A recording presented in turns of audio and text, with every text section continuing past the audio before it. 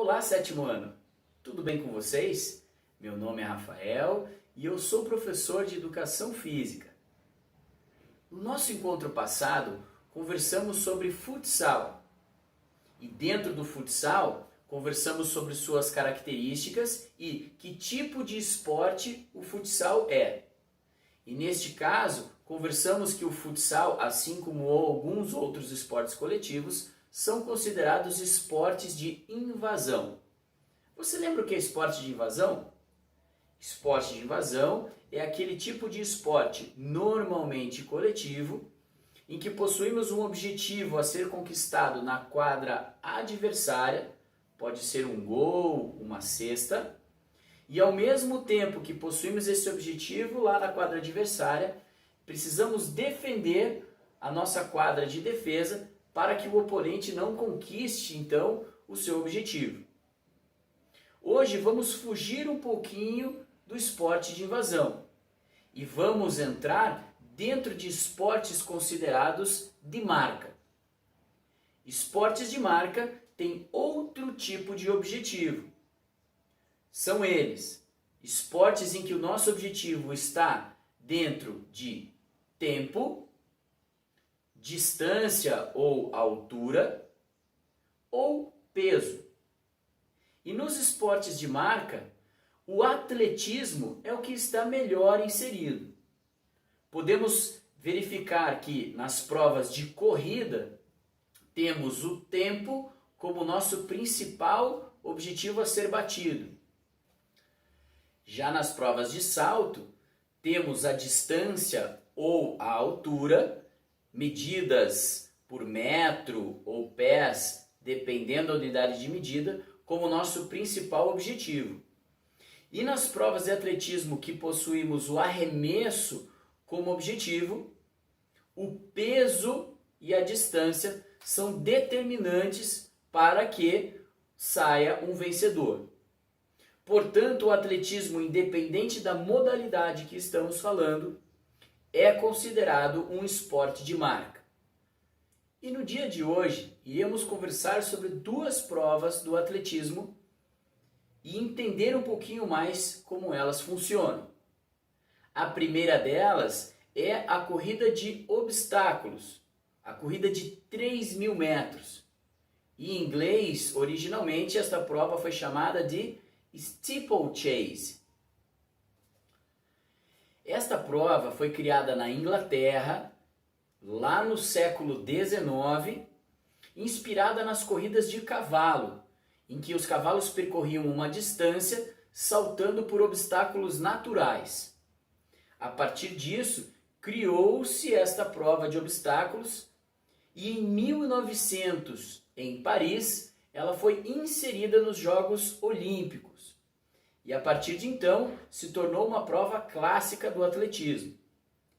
Isto porque a prova envolve muitos atletas e a distância de 3.000 metros com obstáculos exige uma resistência muito grande dos atletas.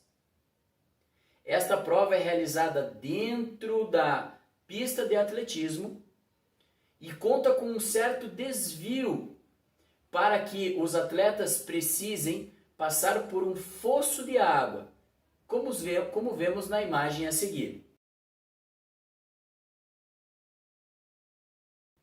Os atletas irão percorrer a pista de atletismo e o número de voltas irá depender de onde esse fosso de água estará localizado. Em algumas provas, esse fosso se encontra na parte interna da pista. Em outros locais, esse fosso está na parte externa da pista. Portanto, o número de voltas até atingirmos 3.000 metros irá depender. O que é regra é que os atletas devem saltar pelo fosso pelo menos 7 vezes e por outros 28 obstáculos. No fosso de água, temos uma barreira como qualquer outro obstáculo da prova, porém, logo abaixo desta barreira há o fosso de água.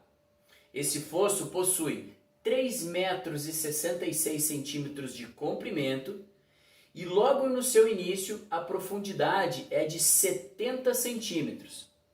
Essa profundidade ela vem inclinada e gradativamente ela vem diminuindo até que alcancemos o nível da pista. É possível utilizar o apoio da barreira com os pés para conseguir um certo impulso, mas possivelmente o atleta irá molhar os pés na água, o que dificultará a continuidade da prova. Qualquer outra barreira não possui o fosso de água, e o atleta deverá saltar por sobre essa barreira, podendo ou não apoiar os pés sobre ela. Normalmente, os atletas utilizam o apoio dos pés para ganhar mais impulso e, com isso, melhorar o seu tempo. Cada uma das barreiras possui uma altura diferente para os homens e para as mulheres, devido ao biotipo, que normalmente é diferente dos homens e das mulheres. A altura da barreira masculina é de 91,4 centímetros e a barreira feminina possui uma altura de 76,2 centímetros. Portanto, vamos considerar que esta prova é uma prova de resistência, já que a distância percorrida não é uma distância longa e nem curta. Nas provas curtas podemos considerar provas de 100, 200 e até, quem sabe, 400 metros como provas de velocidade. Nas provas longas, podemos considerar principalmente a maratona, com 42 quilômetros, ou seja, 42 mil metros de distância. E as provas de média distância, que são provas também de resistência, como acabamos de dizer, a prova de 3.000 metros com obstáculos. Essa é uma prova extremamente desgastante para o atleta, pois da mesma maneira que precisamos de uma certa velocidade para encarar todo o percurso, precisamos de resistência e ainda de força para saltar sobre os obstáculos. E aí, você encararia essa? Tenho certeza que seria um desgaste muito grande. A segunda prova que vamos conversar hoje é sobre o salto triplo. O salto triplo acontece dentro da área de campo da pista de atletismo, ou seja, próximo ao gramado e dentro desta pista de atletismo. Ela possui uma reta que é chamada de área de impulsão ou de velocidade, aonde o atleta irá correr para saltar e cair na caixa de areia. Porém, diferentemente do salto em distância, aonde o atleta deverá vir correndo e saltar o mais longe possível, o salto triplo possui uma regra específica e que dificulta um pouco mais o salto. O salto triplo possui uma história de pelo menos 2.000 anos, sendo criada pelo povo celta lá na antiga Europa Ocidental. A primeira aparição do salto triplo nos Jogos Olímpicos foi em Atenas em 1896, ou seja, há muito tempo atrás. Com isso, a popularidade do salto veio ganhando cada vez mais espectadores ao longo das Olimpíadas e competições internacionais. O salto triplo possui uma regra específica e que deve ser respeitada por todos os atletas. Caso contrário, o atleta é desqualificado do salto. Para isso, na pista de impulsão ou na pista de velocidade, o atleta deverá correr o mais rápido possível e realizar 3 saltos antes do salto final para a caixa de areia. Esses três saltos deverá ser feito da seguinte maneira: o primeiro pé do salto deverá ser repetido novamente e só então uma inversão para o salto final. Portanto, o atleta que escolher fazer o primeiro salto com o pé direito deverá repetir novamente o pé direito, pé esquerdo para o salto final na areia. Da mesma maneira, se o atleta escolher o pé esquerdo, o salto deverá ser da seguinte maneira: pé esquerdo, esquerdo e direito no terceiro passo para a queda na caixa de areia. Conta-se então a distância desse salto e então vencerá aquele atleta que saltou a distância mais longa. Em competições oficiais existem várias tentativas e irá valer aquele melhor salto. Portanto, é possível que o atleta tenha um salto ruim ou que queime um salto e mesmo assim ele possa ser considerado o vencedor da competição. Para queimar, por exemplo, o salto, esse salto triplo pode ser feito de forma errada, invertendo os dois primeiros pés, ou então na tábua de impulsão, onde há uma linha limite para o salto. Se o atleta pisar nessa linha, automaticamente será desqualificado este salto, tendo então outra chance ou outra oportunidade para que ele possa executar e atingir uma distância que seja considerada válida. E aí, o que você achou das duas modalidades que conversamos hoje?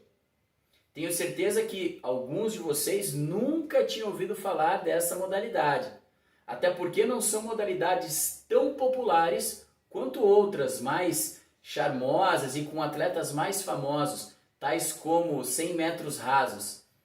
Muitos de vocês com certeza já ouviram falar do Bolt, mas nomes de atletas que participam de salto triplo e principalmente corridas de 3.000 metros nem sempre são tão faladas, né?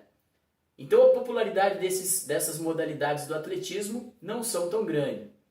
Mas os atletas que participam nela, com certeza são atletas com nível muito alto, um nível de competição muito bacana. E tenho certeza que se você se inteirar e procurar um pouquinho mais sobre esses esportes, sobre essas modalidades, melhor dizendo, irão se divertir e gostar muito. Nas Olimpíadas, essas provas são consideradas provas muito procuradas pelos espectadores. No próximo vídeo de atividades, irei propor alguns desafios para que você possa, dentro do seu espaço, participar, nem que seja de forma contida, dessas duas modalidades. Irei propor alguns obstáculos e de repente alguma forma para que possamos saltar e conseguir uma distância. E nisso desafiar os nossos amigos, nossos colegas e nossos familiares. Tenho certeza que é possível se divertir muito utilizando essas duas modalidades no nosso dia a dia. Não percam o nosso próximo encontro. Combinado? Nos vemos lá, pessoal. Tchau, tchau.